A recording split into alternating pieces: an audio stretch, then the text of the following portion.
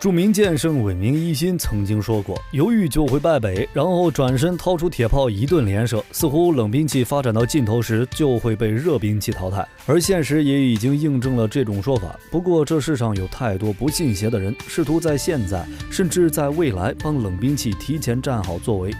于是在各种科幻作品里，不少热得不行的冷兵器横空出世，而光剑就是其中的佼佼者。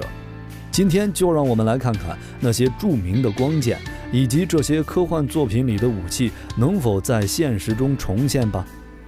看星战系列的时候，估计很多人都有过这样的想法，那就是一个如此高科技背景的科幻片，为什么电影里的角色还会使用光剑这种杀伤效率非常低的武器？搞一把高科技加持的加特林，对着敌人射个痛快，那不是更爽吗？这个问题的答案也很简单，虽然星战的世界观下也有爆能枪这样的远程武器，但它们跟光剑比起来显然没有灵魂。实际上，乔治·卢卡斯在上世纪70年代创作《星球大战正传》的时候，就深受日本导演黑泽明以及日本剑戟片的影响，光剑这个概念也是因此诞生的。所以如果你把绝地武士看成太空日本武士，一切就说得通了。光剑就是他们的武士刀，在作为武器之前，还是象征身份的礼器，毕竟那可是一把挥起来嗡嗡作响的光剑啊！有哪个男孩会抛弃此等尤物去选择枪支呢？影片中不会，现实中也不会。因此2019年2月，光剑正式成为法国击剑协会认可的正式运动项目。如果说练巨剑还是属于小部分爱好者的浪漫的话，那光剑大概就和那句我是你爹的名场景一起，成为每个看过电影的少年心中共同的情怀了。而在日本，同样是上世纪70年代，也有人创造出了另一种光剑，在后来被称为0079的元祖高达中，当时还不是光头的富野由悠季亮出了他的光束军刀。只不过本作的光束军刀并不是人类使用的，而是装备给巨大的人形机器人 MS 使用的近战格斗武器。虽然后期出现了更多花里胡哨的武器，但光束军刀都是永恒不变的经典。前有微高达光束军刀考比基尼大姐姐，成为了很多观众心中的童年写点。后有陆战高达的温泉把妹剑，让不少人为此小鹿乱撞。而高达里由于原理共通，所以光束军刀也有不少衍生形态，比如元祖 RX782 高达的光束刀能前端伸长，顶端变为叉子的形状，这样的形态叫光束标枪。由此，光剑基本在上世纪70年代就已经分成了东西两派。虽然在虚拟作品里寻找现实是很傻的行为，但是大概没有人愿意放弃一丝在现实中手握光剑的机会吧。那么这两派光剑有没有哪一种在现实中是比较好实现的呢？先不说结果，我们来看看完成这些武器需要什么。首先是一个神棍的能量源，无论是光束军刀还是光剑，它们在背景设定里都拥有一个屌到飞起的能量源。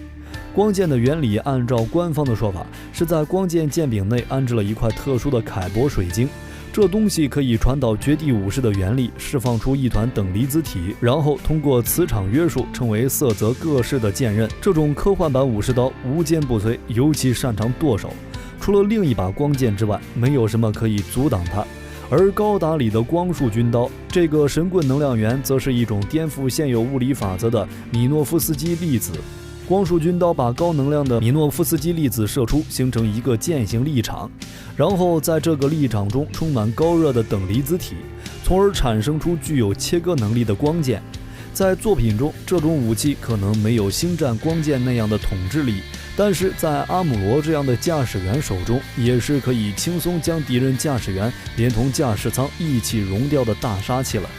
而非 UC 世界观的高达也大多都拥有类似的神棍能量源，甚至有一些 MS 通过把光束军刀剑柄直接跟机体引擎相连，来达到极大出力模式，制造出真正意义上的40米大长刀。我们在现实中显然找不到如此离谱的能量来源。有人计算过，星战里一把光剑的输出功率，少说也得有2辆超跑引擎连在一起的功率。乍一看好像没什么，问题在于这样的功耗和能量转换就算你是99.99%的转换效率，也是立马把绝地武士的手烤熟的节奏。所以我们才能看到那些在现实中想还原出一把带点杀伤力光剑的技术大佬们，最后成品往往都需要外接一个非常夸张的大电池盒来给光剑的持续功能。同时，不少人觉得构成剑身的物质是激光或其他光束，但是这一说法是违背物理定律的。光子作为一种几乎没有质量的基本粒子，就像是一种超然的存在。所以我们如果在现实中真的再现了影片里的击剑名场面，那光子也只会互相穿过。起码在以牛顿为首的一众物理学大佬棺材板安然无恙的前提下，在我们的世界里很难让光剑剑身成为一种固态，并在挥动时发出嗡嗡的声音。不光如此，还有很多细思极恐的问题。就算我们真的在现实中制造出了星战中的光剑，以我们现实中人类弱小的肉体，也会在使用时出现各种情况。比如由于强磁场太强又太近，会扰乱人体内分泌，甚至把人体内的铁离子给吸出来。挥几下就算不死，可能也相当于替自己做了一台原力阉割手术。怪不得那些绝地武士的教条里要求保持单身，这不已经被绝育了吗？一群太空场工还泡个啥妹？不过就算是这样，人们也始终没有放弃光剑的梦想。比如早在2014年的时候，美国的一个科研团队就发现，通过将光子与分子结合，创造出一种叫做李伯德封锁效应的现象，就可以制作出一种接近光剑的物质形式。所以如果将来某天真有机会实现光剑的时候，你想不想搞一把，亲自挥上几下呢？揭开历史面纱，探寻神秘冷兵器。本期的分享到了这里就结束了。喜欢冷兵器的朋友可以点个关注，下期和您分享更精彩的内容。我们下期内容再见。